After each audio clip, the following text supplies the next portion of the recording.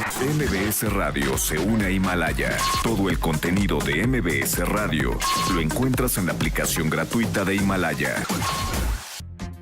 Miren, y seguimos de la mano con los superlamas, porque si quieren irse de fiesta, pues ahora será sin cigarros, sin bebidas azucaradas y de preferencia caminando, porque pues aumenta el impuesto a gasolinas, cigarros y refrescos. Luis Miguel González, director general editorial del Economista, nos acompaña esta mañana. ¿Cómo estás, Luis Miguel? Muy buenos días. Muy buenos días, Pamela. ¿Cómo estás? Muy bien, gracias. Pues, a ver, interesante esta serie de declaraciones en torno así aumenta este ajuste que se le hace al IEPS, pero que no necesariamente, o al menos en el término de las gasolinas, tendría que terminar en un aumento.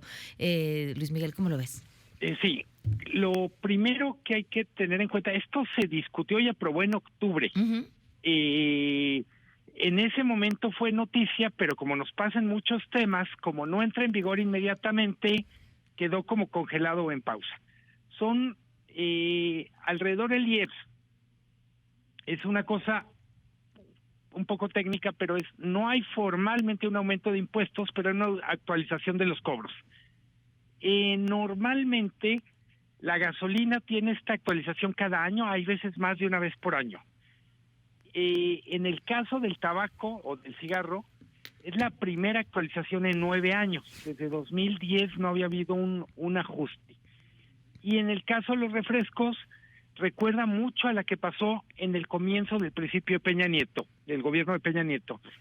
Decías bien tú, en el caso de la gasolina, el que haya una actualización del impuesto no quiere decir que automáticamente suba el precio, porque prácticamente a lo largo del año el gobierno lo que hace, la Secretaría de Hacienda, es en algunos casos meter algo de subsidio y otras veces retirarlo. ¿De qué depende? En el caso particular de la gasolina, de qué está pasando con el precio en Estados Unidos, que es donde compramos mucha gasolina. Entonces yo diría, seguramente va a haber aumento en tabaco, cigarros, seguramente va a haber un aumento marginal en refrescos, y en gasolina literalmente va a depender de lo que el gobierno quiera hacer con el precio de la gasolina, en un contexto donde el factor más importante no es esta actualización, sino el precio de la gasolina en Estados Unidos. Ahora, este ajuste que se hace en estos términos, sí, la fórmula, ¿sí corresponde a la inflación para que ese impuesto que se está pagando no pierda valor? ¿O cómo se decide de cuánto tiene que ser el ajuste? Si se hace, pues cada que se ocurre, bien dices, el de los refrescos tenía ya mucho tiempo que no se hacía y demás. En teoría debería de actualizarse con la inflación. La verdad es que ocurre como más o menos parece claro, cada que se les ocurre. El que creo que se hace de manera más constante es gasolina, pero incluso en el periódico, en El Economista, nos cuesta mucho trabajo entender cómo funciona la famosa fórmula, porque por un lado tienes impuestos, pero por otra parte tienes subsidios.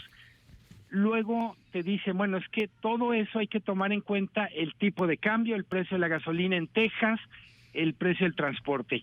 Lo que podríamos decir, Pamela, es que en términos generales los criterios son muy opacos a la hora de definirse los impuestos. No es un problema de este gobierno en particular, llevan años siendo complicados. Básicamente no son impuestos decretados y modificados con vamos a decir, de la manera más transparente posible. En términos generales, entre broma y en serio, se dice son los impuestos al vicio. Ajá. Es el tabaco, es el alcohol. Normalmente en esta categoría también entran impuestos al juego, que no se modificó esta vez, pero lotería, casinos, etcétera.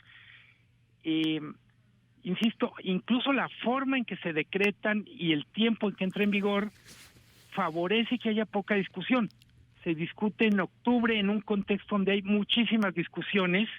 Probablemente los que nos estén escuchando no se acuerden, pero en octubre estaban, por ejemplo, con mucho más reflectores, si iba a haber impuesto al comercio digital y al uso de Internet.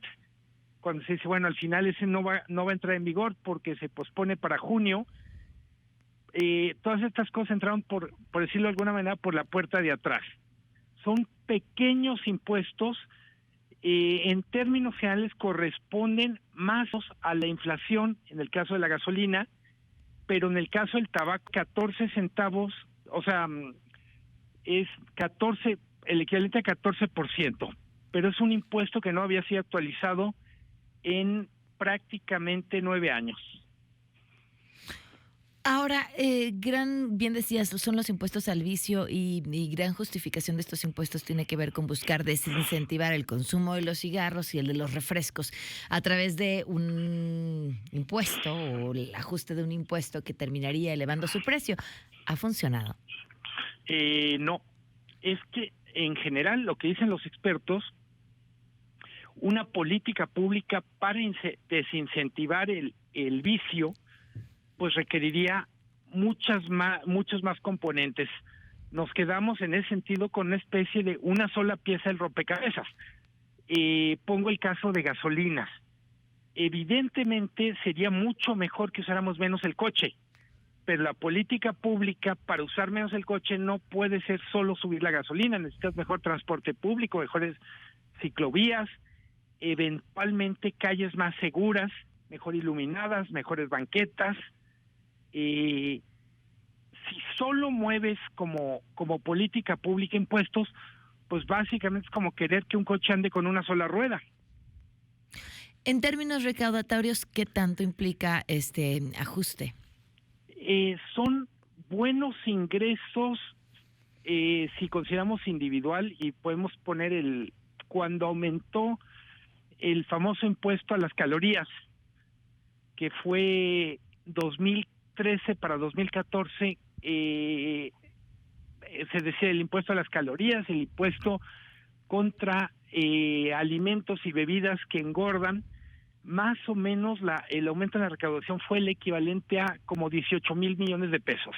Es muchísimo dinero si lo consideramos solo, pero ya cuando lo vemos en un gobierno que tiene gastos en ese momento de 5 billones de pesos, pues es una gota en el mar. Claro. Ahora entonces, en tanto a los refrescos y en tanto al tabaco, ya podríamos esperar que a partir del 2020 suban de precio. Marginalmente sí. Okay. También otras veces, Pamela, en el caso particular de los refrescos, las compañías decidieron absorber el impuesto simplemente para mantener sus precios, el volumen de ventas.